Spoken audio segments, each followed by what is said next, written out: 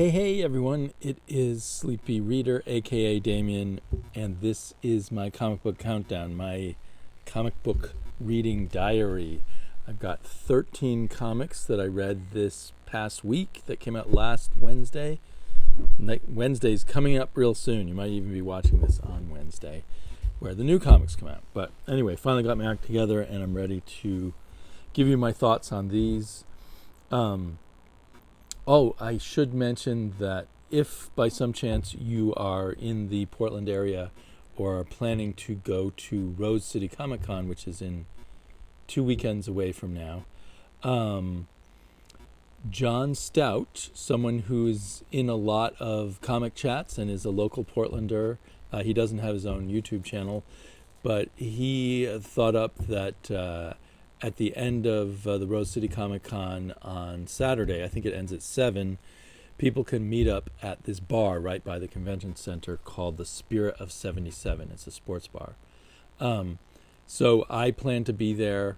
I don't know if I'm actually going to go to the con or not. I'm starting to feel kind of antsy about being in a large crowd with all the health stuff that's going on, and with all the people in my community that may not have been able to get their vaccinations yet, i.e. children under 12.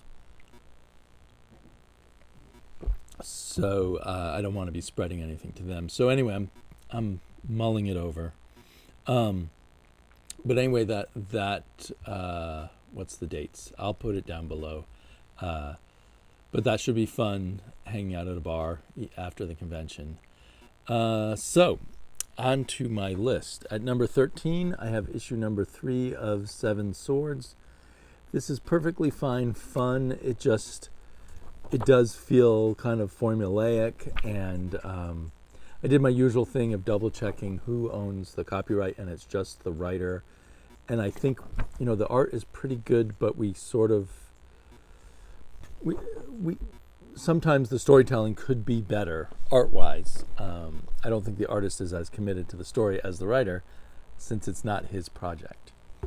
Mr. Miracle, number 4 of 6. I was really looking forward to this, and in the first few pages I thought, this is going to be really cool. And it is still a cool story, but I just wasn't engaged very much in the way they told it as this kind of flashback confession of a previous Mr. Miracle. And we're deep into the multiverse here with tons of different Mr. Miracles. Apparently, this Oberon has worked with 3 different Mr. Miracles, but there's many others, he tells us. Now, if there's many Mr. Miracles, are there many Scott Frees? Are there many versions of people from Apocalypse?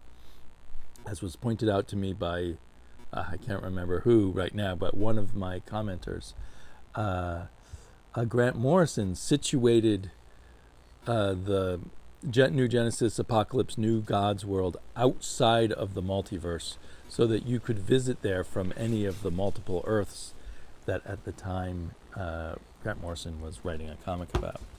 Anyway, Vinyl, still kind of a cool comic. It was super bloody and still completely confusing as to what was going on. There's some clever bits about serial killers, and I guess it's serial killers versus a cult.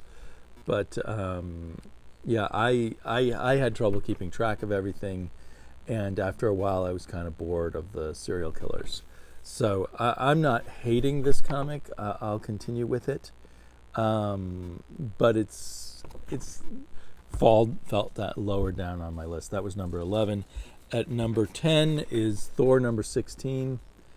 This was the only cover left at my shop. This is horrible. This is just a little sketch. This is a variant cover by Peach Momoko, an anime variant. I'm not sure what makes that an anime variant. It just looks like a very hastily done sort of watercolored sketch to me.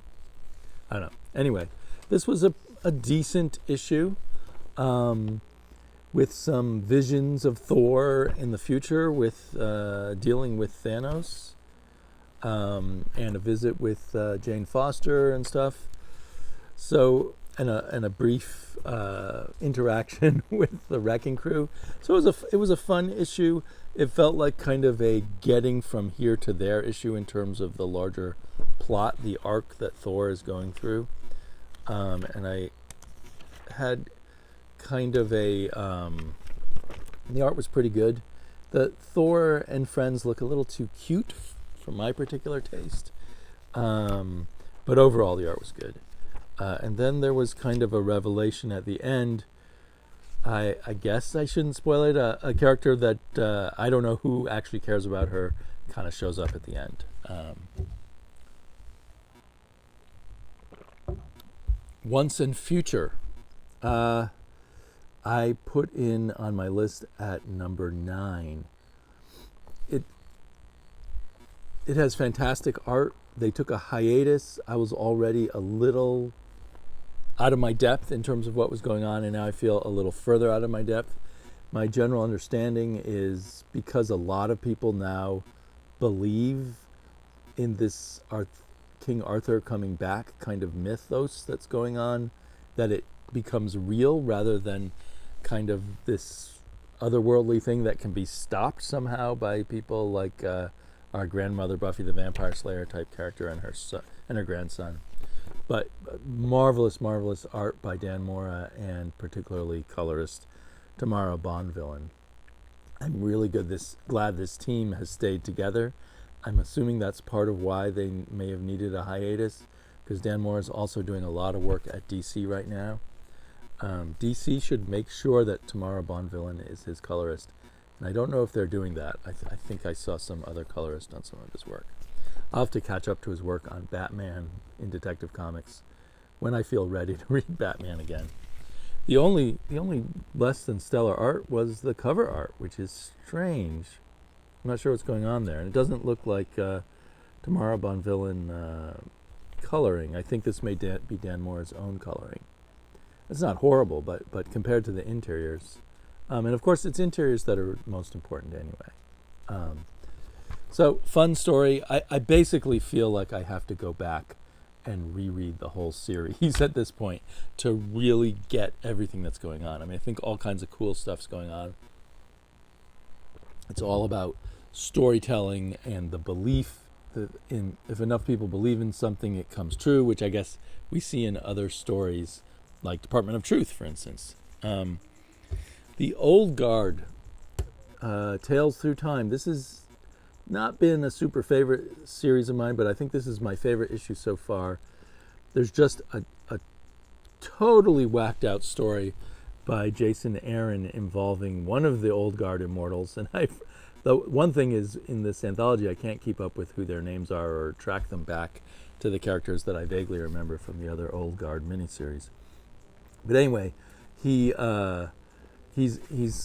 very drunk and nihilistic and comes to kind of shock these nuns who seem part of an apocalyptic gun cult, which, to tell the truth, I feel like is a little unfair putting on Catholic nuns, and maybe should be put on a different denomination. Like there's that spin-off of the Moonies where everyone goes to church with guns, and they seem quite likely to end up in some stockade in Latin America doing their apocalyptic things. Anyway, it turns quite kinky and crazy. Maybe Jason Aaron had a particularly bad experience with some nuns. I don't know. And then and it has great art by Raphael Albuquerque.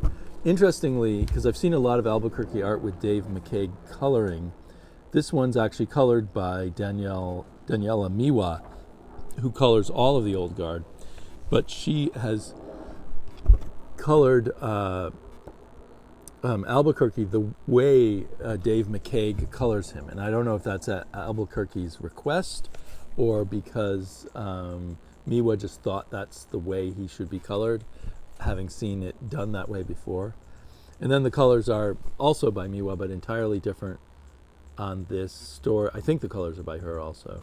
On this story drawn by Kano, which looks beautiful, and it's 25 years after the French Revolution, and the middle class or some something approaching the middle class can now go to fancy restaurants, and that was not something they could do in the past. So one of our old guard characters, the guy with the long nose, I thought the guy with the long nose was gay, and maybe he is, but here he's with someone who is revealed not to be his gay lover at the end, and I guess I shouldn't give away the revelation. But it was a visual feast and a well-done story. It was written by someone I've not heard of, Alexandro Arbona, who I believe he's the editor that Greg Rucka likes to work with. So Greg Rucka brings in editors on all his books, even though they're indie books, which is a smart thing to do. In at number 7 was Barbaric. It was an excellent issue. Issue 1 and issue 2 raised my expectations too high, and so as you know, this list is just based on my enjoyment at the time I read it. I just didn't enjoy this as much. I thought Barbaric was going to be like number 1 or number 2, but I just didn't have as fun a time reading it because of those expectations. The art's incredible. There's a very long battle with monsters, and maybe that failed to engage me as well as it should have. There is going to be another series. They say end of book 1, murderable offenses. Book 2, axe to grind, coming in 2022. So I'm really looking forward to that. Some great barbarian action in here. We all love the talking axe. I really like the character with the tattoos that she can pull off her body as weapons. Even though the arc turned out to be a lot about her, I don't think they made as good use of her in this issue as they did in the previous issues. And then a huge delight for me continues to be Made in Japan, and I don't have high expectations for this. I put it at number 6. This was an incredibly good week. So the only one of these I might even think of dropping from my pull list would be Seven Swords, but even that I think I'll leave on. I was having fun. So all of these were good books, and particularly up by number 7 and number 6, or maybe even starting with the Old Guard at number 8. I just had a great time reading all of these. For some reason, I don't have high expectations for Made in Korea, but this issue pulled off some surprises. The art continues. I really enjoy the art and color. I think the artist is doing his own coloring. Let me see. Yes. And the letterer, Adam Willett, there he is right there, is a pretty interesting letterer. I don't know if it's his idea to do all the dialogue with non-pointy tails on the word bullets. Anyway, the story is not wasting time. It moves on, and we are back in Korea by the end of the book. And clearly the next phase of the story is going to happen, and I don't know where it's going to go from there. And I'm really interested. Usagi Yojimbo, the reprint. Every month there's a new Usagi Yojimbo in color, and then there's a colorized reprint. This one is called The Dragon Below Conspiracy. It's 3 of 12, so I believe it's going to be a 12-issue story, and it continues with a lot of complexity and politics and betrayals and double betrayals. I enjoyed it quite a bit. I particularly liked that we see the return of Spot. Spot being there's these lizard creatures all over the place in the world of Usagi, and there's one lizard in particular that was featured in 2 other stories in the reprint series that kind of became his pet/friend, and now Spot has returned. And at first I was confused because there's so many lizards, but then I realized, this is the Spot. So it kind of links up to some of those other stories that have been reprinted. And that's very cool. Ice Cream Man, issue 25, I'm ranking at number 4, which shows what a great week this was for me, because this was an excellent issue of Ice Cream Man. I guess to a certain degree, I take Ice Cream Man for granted, but then some of the issues let me down a little bit, and this is back to form. The previous issue was also back to form. And for the 25th issue, they did an extra long episode about an airplane crashing, but it's a whole lot more than just an airplane crashing, and still a surreal, crazy horror story that is just hard to it's hard to describe, and it just defies normal story plots and stuff, and yet works anyway. And then as a little extra at the back, the bonus story paralogue, in another world, we get a little glimpse at something going on when and where this takes place in the kind of backstory of our ice cream man, demon-like figure, who only shows up every now and then these days, anyway, but is somehow the force behind all the horrible things that are happening in the world of Ice Cream Man, seemingly. Number 3. This was awesome. This should have been number 1, except there were so many other awesome books. I mean, Ice Cream Man should have been number 1 too, in a just world. But Lester of the Lesser Gods, this one-shot, at least I think it's a one-shot, but written by Eric Powell and some other friends and drawn by Gideon Kendall. And it looks to me like Gideon did his own coloring too. And we get this super nerdy warrior in an apocalyptic wasteland fighting demons and such. And then we get his backstory. So yeah, Lester of the Lesser Gods. Well, he's actually the son of Odin, who made a little side trip to a super alcoholic dive bar and had a not even a one-night stand, a 10-minute stand with a floozy at the bar, who is Lester's mother. And Lester grows up with, despite his form and features, incredible confidence that he is some chosen one. And eventually the apocalypse comes along. I'm not doing this justice at all, but it is hilarious. It's like Mad Magazine meets Conan and Norse mythology and other kinds of silly stuff. There's some demons with faces for noses. There's another demon whose body is a penis. I will show that to you. I think it's kid-friendly. There we go. And it's just kind of a joyful, silly, in bad taste humor kind of comic that only Eric Powell, it seems, can do to perfection. And it ends with Lester riding off on his scooter with some kind of cat demon woman as his companion, shouting, I'm spoiling it, "And evil shall be our everlasting bitch." And it says to be continued, but it also says on the cover one shot. So I assume it really is just a one shot. But maybe they'll bring back Lester for more fun in the future. But as if that wasn't enough, this was a great issue of Norse mythology, which I've been enjoying all along. This is, I guess, kind of the first half of a story of Thor and Loki and some people they meet on the way, going off on adventures, meeting giants. I vaguely remember reading this story as a kid, in some Norse mythology book, but it feels much richer here. It did not have the human character who can run really fast joining in with Thor and Loki. And I can't remember. There's some secret behind this giant. It's all a bit of a fake out, I think, but I just can't remember how that works. But so we have it's of course from a Neil Gaiman book, and then P. Craig Russell adapted it and did the layouts, and then the art is by Mark Buckingham, most well known at this point for all his work in the, not Fairest universe, what do they call it? I hate when I have these brain farts when I'm on camera, but it'll come to me.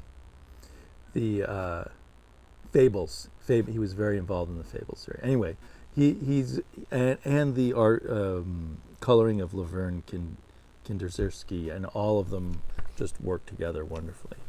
But the story's to be continued. They don't even say to be continued, but I know it's to be continued just from the way the last panel ends. That's maybe the only flaw of this book, where they just, if they're in the middle of the story, they just, that's it, the end of the page. They don't tell you this story continues next issue. When you pick up next issue, it's not going to tell you this story is continuing from last issue. That's strange. I don't know why they do that. So despite like 4 or 5 excellent books there, all of which might have been number ones for me at some given week, there was no choice but to choose Echolands as my number one book this week. I've reread it several times, looked at it over and over again. It's a glorious widescreen book from J.H. Williams.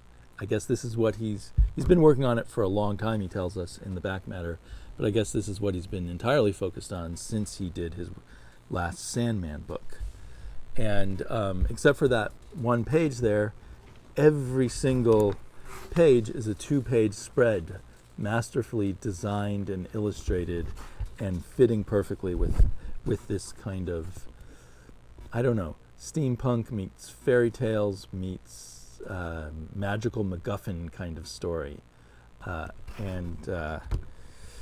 Time will tell when we get the whole thing or a much larger portion of it whether the story really works, but I feel like as long as they can keep the story, the plot that they've got and the characters in control, that J.H. Williams' artwork adds so much to the story and adds so much sense of layers and meaning to it and just visual pleasure that they can't lose, I feel. This is one of the artists of our last 2 or 3 decades. I mean, I guess he first came to most of our notice in, what was it, around 2000? Or when did he do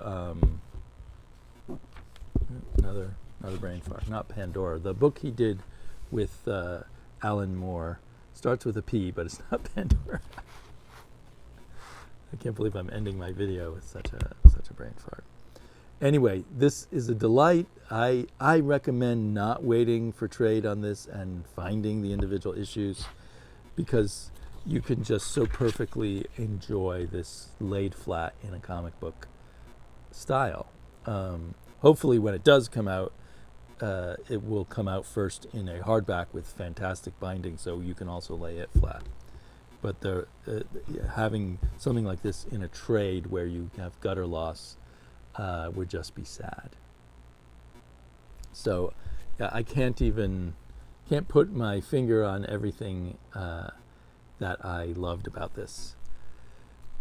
I'm going to be very tempted, because they're doing, I think, kind of one of those director's cuts, maybe just showing all the art in black and white. It's coming out a month after each issue, and maybe that's overkill until. But in the case of this artwork, it'll be very tempting to double dip on that black and white version. So anyway, had a great week reading comics.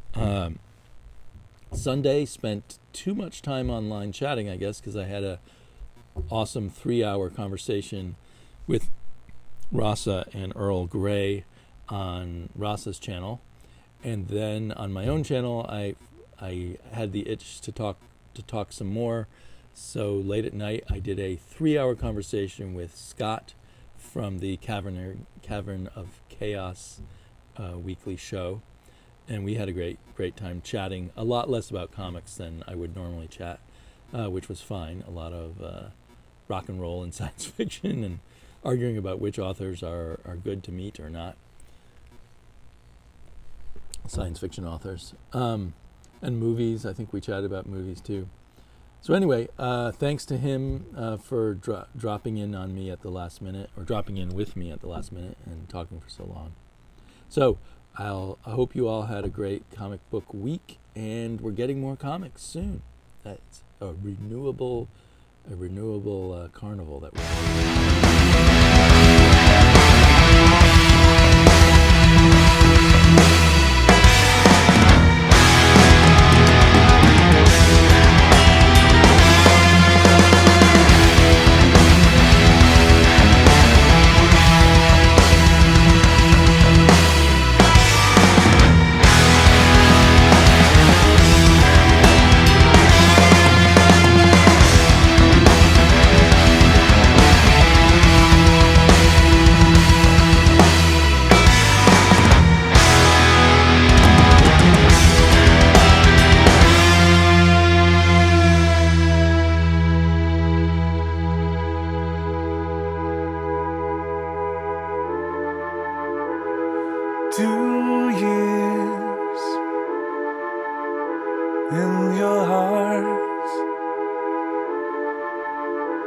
One moment of doubt.